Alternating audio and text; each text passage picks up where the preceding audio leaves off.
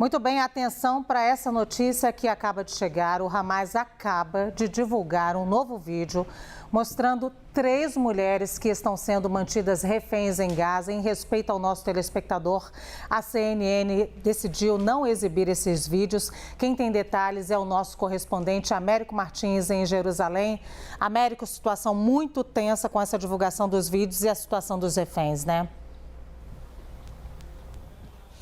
Exatamente, Luciana. Esse é um dos grandes problemas dessa guerra, né? Essa atrocidade do Hamas pegar reféns e levar para a faixa de Gaza. O Hamas divulgou agora há pouco um novo vídeo com 3 reféns, são 3 mulheres. Elas aparecem sentadas em cadeiras de plástico. Não é possível determinar em que local foi gravado isso. Aparentemente foi gravado nessa segunda-feira, porque as reféns, especialmente a que senta no meio, ela fala e manda uma mensagem especificamente para o primeiro-ministro de Israel, Benjamin Netanyahu.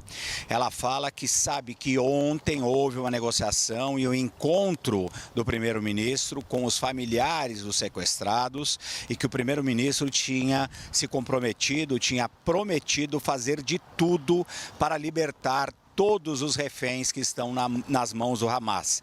Segundo as forças de defesa de Israel, são 239 reféns que estão na faixa de Gaza nas mãos do Hamas. Essa refém, que está sentada no meio de outras 2, ela se dirige especificamente ao primeiro-ministro Benjamin Netanyahu e diz: eu sei que você se encontrou ontem com os reféns e prometeu nos libertar. Então nos liberte agora, agora, agora. Ela repete isso 3 vezes e com uma certa emoção na voz.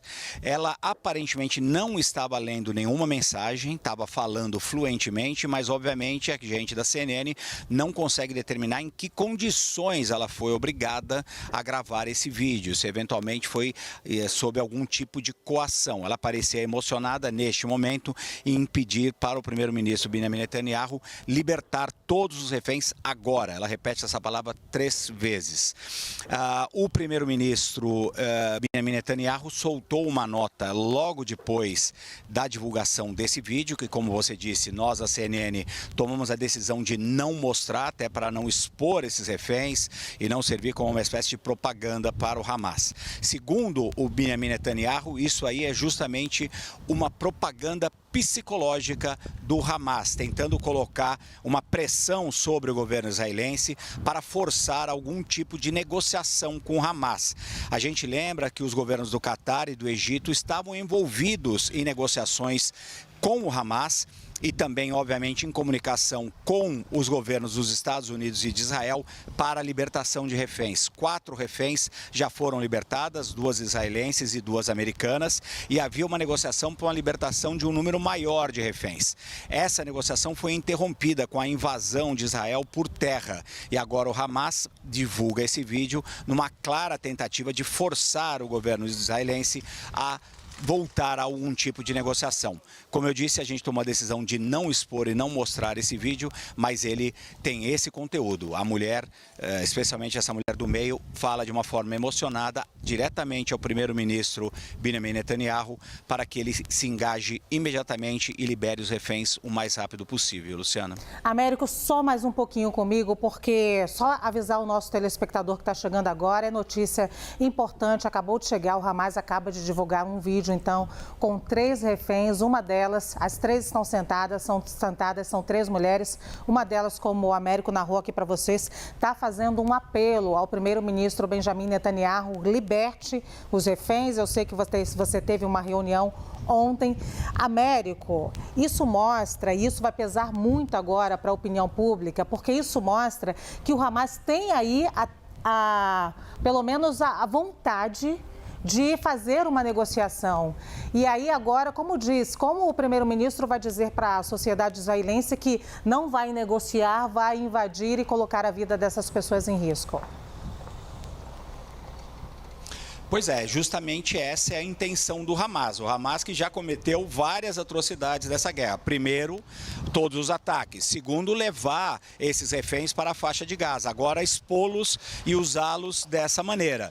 Então, eles tentam colocar o Benjamin Netanyahu numa posição difícil, numa posição que vai forçá-lo eventualmente a negociar uma saída. O Hamas disse logo no início dessa guerra que aceitaria uma troca de todos os reféns por todos os mais de 6 mil prisioneiros palestinos que estão nas prisões israelenses. Israel sempre disse que não ia fazer uma troca deste tamanho, mas essa questão dos reféns, Luciana, eu venho dizendo isso desde ontem, está crescendo muito aqui na sociedade israelense. É um assunto muito delicado, é um assunto muito sensível. As famílias dos reféns, alguns têm defendido justamente essa troca, eles querem medidas urgentes para a libertação desses reféns em boas condições. O Hamas, obviamente, comete um crime de guerra ao levar esses sequestrados, a levar essas pessoas e ao expô-las, inclusive. Mas estão fazendo uma jogada política aqui de tentar forçar o primeiro-ministro Benjamin Netanyahu a participar dessas negociações. O Netanyahu, como eu disse, diz que trata-se de uma guerra psicológica, de um crime, uma monstruosidade e uma propaganda psicológica, usar os reféns dessa maneira. Mas ele sabe que vai aumentar uma pressão sobre ele para encontrar uma saída para a libertação desses reféns. O medo dos familiares dos reféns é que com essa invasão israelense e o avanço das tropas, que o Hamas eventualmente mate esses reféns, o que é absolutamente trágico. A gente vem dizendo desde o início dessa cobertura que a nossa maior preocupação é a questão humanitária, a questão dos civis e, em particular, os reféns que estão nas mãos do Hamas neste momento. Agora, tem esse vídeo, foi divulgado, é obviamente uma tentativa de chantagear o governo israelense por parte do Hamas. Américo Martins, eu vou te liberar agora para você apurar mais um pouquinho a repercussão desse vídeo que o Hamas acabou de divulgar com 3 reféns. Nós optamos por não mostrar aqui na CNN, o Américo vai ser liberado, mas eu continuo com a professora Daniele Aires, que vai me acompanhar hoje, aqui está me acompanhando ao longo do Brasil Meio-Dia. Ô, professora, tudo isso em um momento em que o primeiro-ministro Benjamin Netanyahu vai fazer uma fala daqui a pouquinho e talvez essa fala já tem a ver com essa negociação que a gente não entende muito bem, mas que o Hamas expôs. Vamos dizer, ele expôs o primeiro-ministro Benjamin Netanyahu, dizendo: temos as reféns e existe a possibilidade de uma troca pelos prisioneiros e se você continua invadindo, aí é uma opção sua nesse momento. Isso é tática de guerra, mas a gente não consegue, por outro lado, comprovar que essas reféns realmente estão vivas depois disso. A gente não tem comprovação, a gente não sabe onde elas estão e nem sabe dos outros reféns. Então, como é que funciona essa guerra de nervos também, professora?